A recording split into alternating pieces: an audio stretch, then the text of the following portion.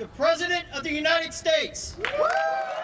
Le discours du président Donald Trump prononcé mardi soir est le premier qu'il prononce devant une session conjointe du Congrès depuis le début de son second mandat le 20 janvier. Le dynamisme de l'Amérique est de retour. Notre esprit est de retour. Notre fierté est de retour. Notre confiance est de retour. Et le rêve américain est en plein essor, plus grand et meilleur que jamais.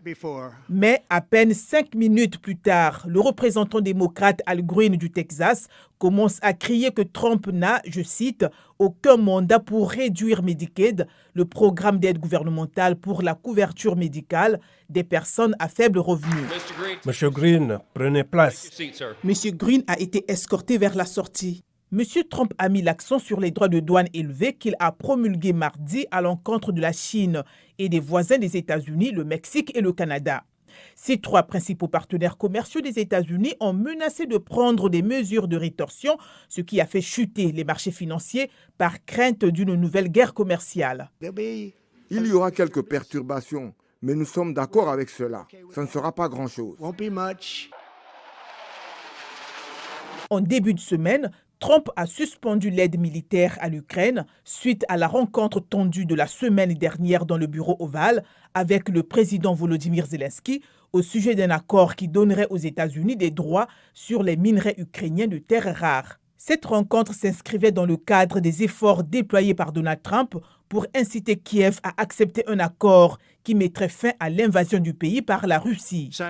Simultanément, nous avons eu des discussions sérieuses avec la Russie et nous avons reçu des signaux forts indiquant qu'ils sont prêts pour la paix. En présentant la réponse des démocrates, la sénatrice Elissa Slotkin du Michigan a souligné le vif échange entre Donald Trump et Zelensky. Cette scène dans le bureau ovale n'était pas seulement un mauvais épisode de télé-réalité. Elle résumait toute l'approche de Trump à l'égard du monde. Il croit qu'il faut s'acquérir avec des dictateurs comme Vladimir Poutine et donner des coups de pied à nos amis comme les Canadiens. Il considère le leadership américain comme une simple série de transactions immobilières. D'autres démocrates ont manifesté leur protestation pendant que Trump parlait, en portant du rose pour attirer l'attention sur les politiques de Trump qui, selon eux, ont un impact négatif sur les femmes et les familles et en brandissant des pancartes sur lesquelles on pouvait lire « Masque vol », en faisant référence aux efforts du milliardaire de la technologie Elon Musk pour réduire la bureaucratie fédérale en annulant les contrats gouvernementaux et en licenciant des dizaines de milliers d'employés fédéraux. Tout bureaucrate fédéral qui résiste à ce changement sera immédiatement démis de ses fonctions parce que nous sommes en train de nettoyer.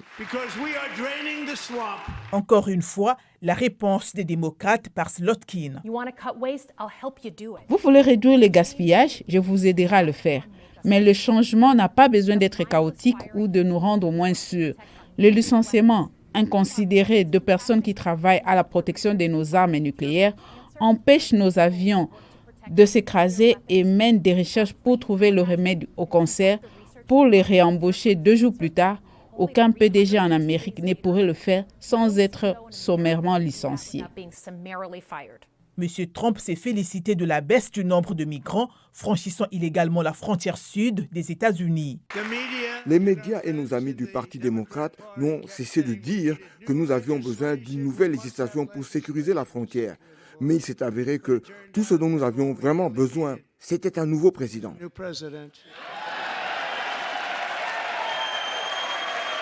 Aux côtés de la première dame Melania Trump se trouvaient des invités dont les expériences de vie amplifient le programme de son mari, notamment une militante contre les athlètes transgenres dans les sports féminins et la famille d'une femme tuée par un immigré sans papier.